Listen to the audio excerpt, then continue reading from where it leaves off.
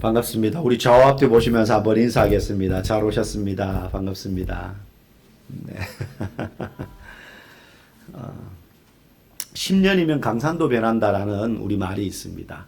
그만큼 10년이라는 시간은 긴 세월을 의미하는 거죠.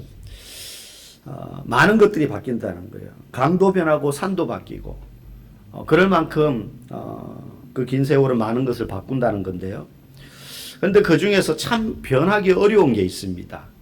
산이 깎여서 터널이 뚫리고 도로가 나고 강 위에 다리가 놓이고 그 강이 맨 땅이 되기도 하지만 그럼에도 불구하고 많은 세월이 흘러도 좀처럼 변하지 않는 게 있는데 그게 바로 사람의 마음입니다. 뭐 그걸 본성이라고 얘기할 수도 있고 타고난 천성이라고 말할 수도 있겠지만 사람이 변한다는 건 참 어려운 것 같아요. 네?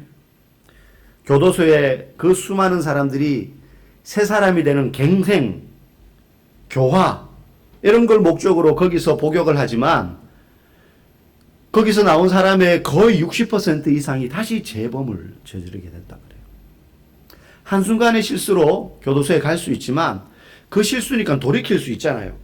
그런데 사람이 그런 어려운 환난을 겪으면서도 좀처럼 바뀌지 않는다는 거죠. 오죽하면 갑자기 사람이 바뀌면 뭐라고 이야기합니까? 너 혹시 어디 아픈 거 아니야? 이상하게 여기는 거예요. 변하는 게 이상할 정도로 사람은 잘 안 바뀐다라고 우리는 다 경험적으로 알 수 있습니다. 물론 교육이나 훈련을 통해서 좀 바뀔 수 있어요. 막 가르치고 습관을 들이기 위해서 그런 행동을 교정하기 위해서 때로는 당근과 채찍을 사용하고 어린아이들 같은 경우는 그렇게 양육하는 것 아닙니까? 막 칭찬 스티커 붙이고 잘하면 먹을 거 주고 강아지 키우는 것처럼 들리지만 또 못하면 때로는 체벌도 하고 어릴 때는 그렇게 하죠. 네.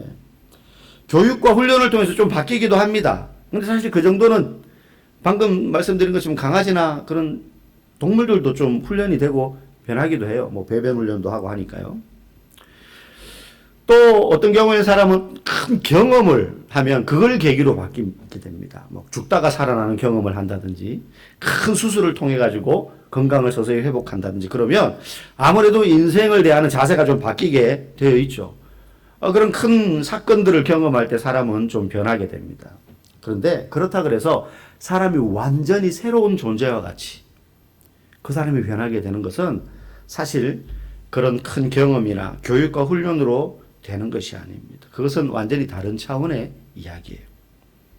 오늘 본문은요, 사람이 어떻게 완전히 다른 사람이 될 수 있는가? 오늘 말씀의 제목이 예수님을 만날 때 변화된다입니다. 사람은 교육과 훈련을 통해서 아니면 어떤 사건을 계기로 해서 어떤 경험을 통해서 뭐 좀 많이 변하기도 하지만 그렇다 그래서 그 사람이 전혀 다른 존재로 바뀔 수는 없는 것처럼 사람은 이 세상에서 살아가면서 우리가 어떤 경험을 한다고 해서 그렇게 바뀔 수는 없어요. 그런데 예수님을 만나게 되면 이야기가 달라진다는 거예요. 오늘 본문은 우리에게 그것을 가르쳐줘요. 우리가 읽은 시편 114편은 많은 시편의 주제가 그러하듯이 출애굽 사건을 주제로 찬양으로 표현한 시예요. 그래서 1절 보면 이런 말씀으로 시작합니다. 우리 같이 읽어보겠습니다. 이스라엘이 애굽에서 나오며 야곱의 집안이 언어가 다른 민족에게서 나올 때에 이 표현이 출애굽 사건을 이야기하는 거예요. 애굽에서 나오며 이스라엘 야곱 이것은 히브리 민족을 말하는 겁니다. 야곱의 집안이 언어가 다른 민족 마찬가지로 애굽을 말하는 거죠. 애굽에서 우리가 나올 때에 하면서 이제 이야기가 쭉 밑에서부터 이어지는 거예요. 이 출애굽 사건이 이스라엘 민족을 변화시키는 사건이었다는 거예요. 어떻게 변화시켰냐? 좀 나쁜 사람을 좀 착하게 만들고 훈련과 교육을 통해서 조금 더 개선되는 그런 변화가 아니라는 거예요. 출애굽 사건이 이스라엘 백성들에게 가르쳐주는 두 가지 큰 변화가 있습니다. 첫 번째는 하나님의 백성으로 삼으시는 변화였다는 거예요. 우리 2절 말씀 한번 읽어보겠습니다. 유다는 여호와의 성소가 되고 이스라엘은 그의 영토가 되었도다. 여기서 뒤편에 영토라는 말은 땅을 말하죠. 무슨 땅이겠어요? 국토, 그 나라의 국토. 사실 출애굽할 때만 해도, 아니 그 전만 해도, 그리고 출애굽하는 그 순간만 해도 소위 히브리 민족은 나라가 없이 살았었습니다. 사실 나라 없이도 잘 살아왔어요. 아브라함으로부터 시작된 야곱, 이삭과 야곱, 그리고 그의 자손들 요셉에 의해서 애굽에 정착하면서부터 많은 민족을 이루게 되지만 나라는 없었어요. 그러니까 하나의 그냥 한 혈통을 가진 한 민족으로서 그렇게 살아왔습니다. 그런데 하나님이 그 백성을 출애굽시킵니다. 그런데 출애굽시키는 이유가 뭐냐? 그의 영토가 되게 하기 위해서. 다시 말하면 그의 백성이 되게 하기 위해서. 나라를 주고 그 나라에서 머물러 살게 하기 위해서인데 그 말은 백성으로 삼으시기 위해서라는 뜻이에요. 나중에 나라를 세우게 되지만 애초에 출애굽을 하는 목적이 그저 나라를 세우는 것만이 아니라 그의 백성으로 삼기 위해서였다는 거예요.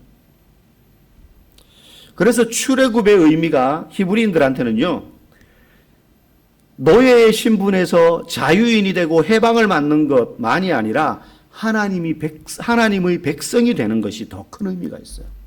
우리가 이제는 더 이상 바로의 백성이 아니다. 우리는 더 이상 노예가 아니다. 우리는 하나님의 백성이다. 그 전까지는 누구의 백성 이런 개념이 없었어요. 오랜 세월 애굽에서 살다가 노예 신세가 되고 나니 시간이 흐르면서 우리는 바로의 사람들이구나. 근데 바로의 백성 중에도 하층민이죠. 노예니까. 근데 하나님이 그들을 꺼내면서 아니 이제부터 너희는 완전히 다른 신분으로 바뀌는 거야. 바로의 백성이 아니고 그의 노예가 아니라 나의 백성이다. 노예가 아니라 자녀다. 신분이 바뀌는 거죠. 사람은 그대로예요. 신분이 바뀌는 거예요. 그런데 이 역사적인 출애굽 사건이 오늘 우리에게 가르쳐주는 또 다른 의미가 있어요. 그것은 예수 그리스도로 말미암아 우리도 죄에서 구원받아 새로운 존재가 되었다는 거예요. 죄에서 해방되고 자유하게 되는 것으로 끝이 아니라 그것만 해도 중요한 가치가 있지만 하나님의 백성이 되었다는 거예요. 자, 너희들 이제 죄에서 풀려났으니까 너네 마음대로 살아. 너희들 이제 어디에도 소속되지 않아. 너희 좋을 대로 살아. 이게 아니에요. 죄의 노예에서 꺼내어서 하나님께서 우리를 자신의 자녀로 삼으셨어요. 자신의 백성으로 삼으셨다는 거예요. 이걸 영적 출애굽이라고 해요. 역사적 출애굽이 우리에게 가르쳐주는 첫 번째 신분의 변화예요. 우리는 하나님의 백성이 되었다. 그래서 역사적 출애굽 사건에서 10번째 재앙, 10가지 재앙이 쭉 나일강이 피가 되는 것부터 시작해서 쭉 나오는데 마지막 10번째 재앙이 뭐였어요? 네. 죽음의 사제가 지나가면서 모든 애굽과 이스라엘의 첫 번째 난 것, 짐승과 사람을 막론하고 첫째 것은 다 죽게 되는데 그때 그 재앙을 모면하는 유일한 방법이 뭐였습니까? 양을 잡아서 그 피를 문설주와 임방에 우슬초로 적셔가지고 바르면 그 집은 죽음의 사제가 지나가는 겁니다. 건너뛰는 거죠. 유월 한자로 영어로 하면 패스오버. 그래서 유월절인 거죠. 마찬가지입니다. 그때 양의 피를 문설주의 바름으로 그들이 출애굽하게 되었지만 우리에게는 영적 출애굽이 어떻게 우리의 생명을 건지는 사건으로 변화됩니까? 예수님이 직접 참된 양이 되셔서 십자가에서 피를 흘리심으로 우리도 영적 출애굽을 경험하게 된 거예요. 그래서 역사적 출애굽이 이스라엘 민족을 하나님의 백성 삼기 위해서 끄집어낸 거라면 영적 출애굽을 경험한 우리도 하나님의 백성 되게 하시기 위해서 예수님이 대신 죽으셨다는 거예요. 그게 출애굽이 우리에게 가르쳐주는 첫 번째 신분의 변화입니다. 하나님의 백성 되게 하시려고. 두 번째, 출애굽을 통하여서 이스라엘 백성들이 어떤 신분의 변화가 일어나게 되었는가? 우리가 아까 2절 말씀 읽었는데 2절 앞부분에는 뭐가 나옵니까? 유다는 여호와의 성소가 되고 영토가 되어서 하나님의 백성 삼으셨어요. 성소가 되게 하시기 위해서. 두 번째는 성소가 된다는 건, 성소는 이스라엘 백성들에게 성전, 이전에는 성막, 구조는 똑같아요. 재료만 텐트고 돌로 지어진 것이. 그 안에는 성소가 있습니다. 큰 성막이 있으면 여러 장소로 구분되어 있는데 그 안에는 따로 작은 또 공간이 있어서 그 안에는 성소라는 공간이 있어요. 그 성소는 왜 구별되느냐? 거기에 하나님이 임재하시는 장소다는 거예요. 거룩한 장소로 여겼습니다. 구별된 장소였기 때문에 아무도 함부로 거기에 들어갈 수 없고 제사장들만 들어갈 수 있어요. 동시에 이 구별된 장소, 하나님이 임재하시는 장소라고 일컬어지는 이 성소는 오늘날 우리에게 똑같이 적용시켜 보자면 우리의 내면이 바로 성소예요. 왜? 예수님이 우리 안에 거하시기 때문에. 우리의 내면이 성소예요. 그래서 성도들을 일컬어서 베드로전서 2장 9절에는 이렇게 말하죠. 같이 읽어보겠습니다. 너희는 택하신 족속이요 왕같은 제사장들이요 거룩한 나라요 그의 소유가 된 백성이니. 성소 안엔 제사장들만 들어갈 수 있어요. 근데 우리를 일컬어서 제사장이라 그래요. 왕같은 제사장입니다. 왜?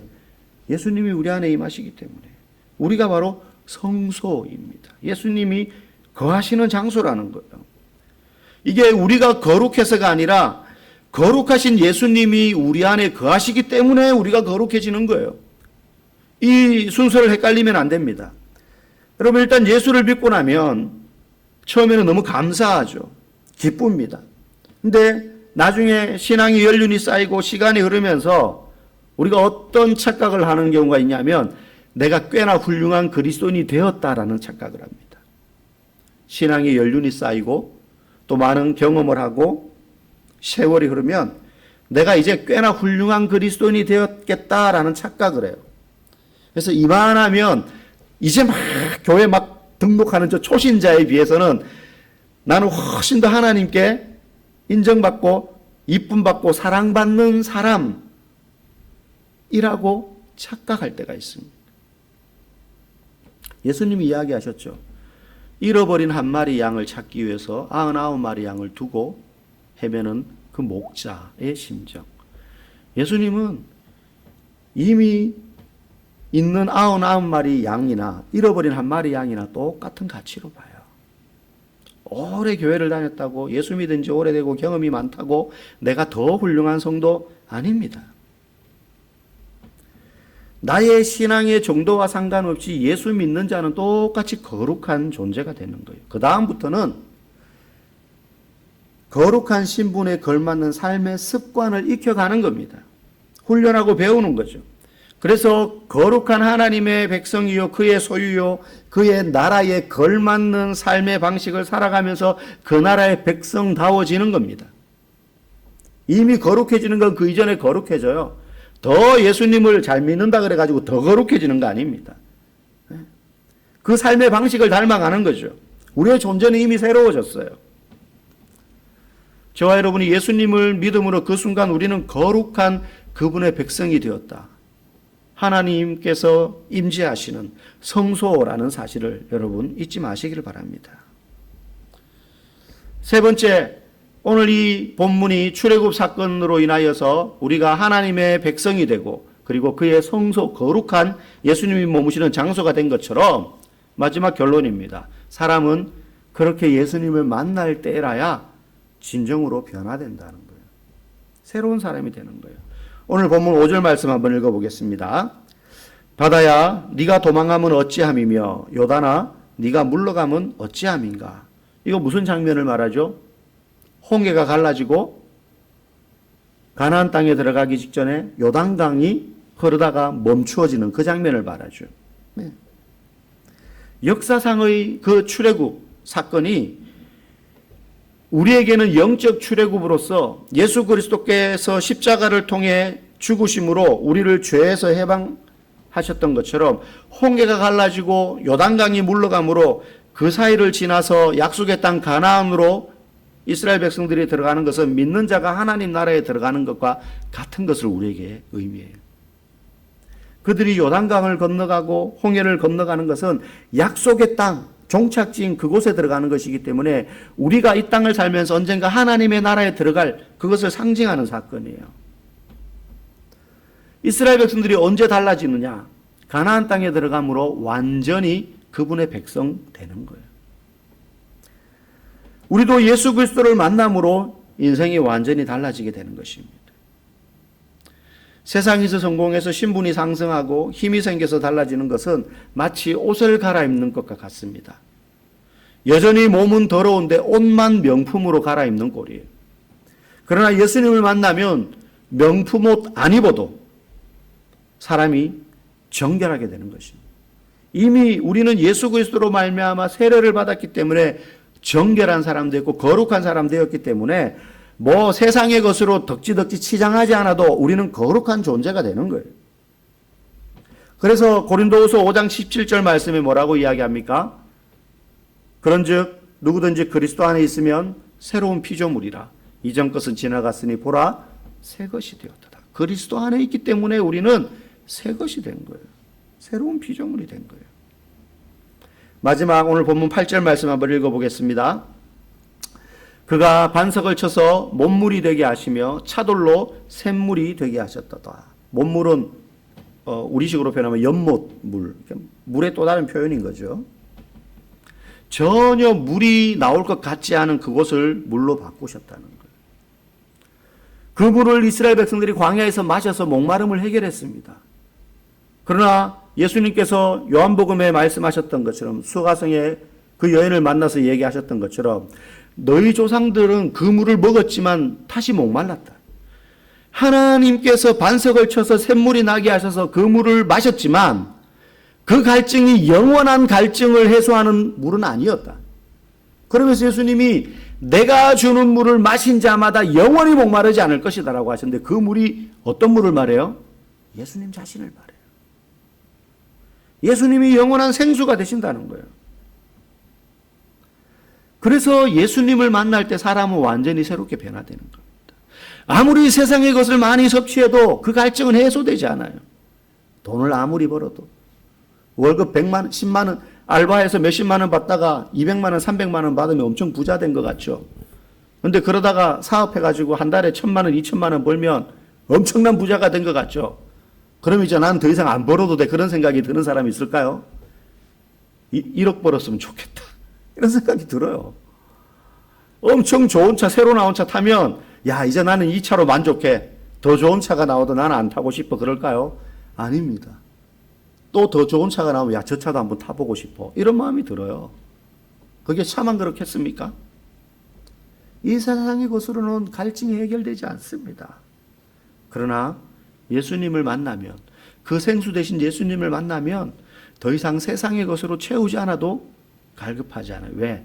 완전히 새 사람이 되었기 때문에. 오늘 본문은 세상의 것으로 채운다 하여서 사람이 새롭게 바뀌고 배우고 훈련한다 그래서 어느 정도 변화될 수 있지만 완전히 새로운 사람이 될 수 없고 오직 예수님을 만나야 변화된다라는 것을 보여줍니다. 저와 여러분은 예수님 한 분으로 인하여서 더 이상 목마른 사람이 아닙니다. 그 말은 그분만으로 충분하다라는 고백을 할 수 있다는 거예요. 예수님을 만남으로 목마르지 않다. 새롭게 변화되었다는 말은 예수님만으로 충분하다. 저와 여러분이 그런 복 있는 사람이라는 사실을 잊지 마시고 예수님만으로 만족하시고 그분으로 말미암아 온전히 변화된 인생을 살아가시기를 주의 이름으로 간절히 축복합니다.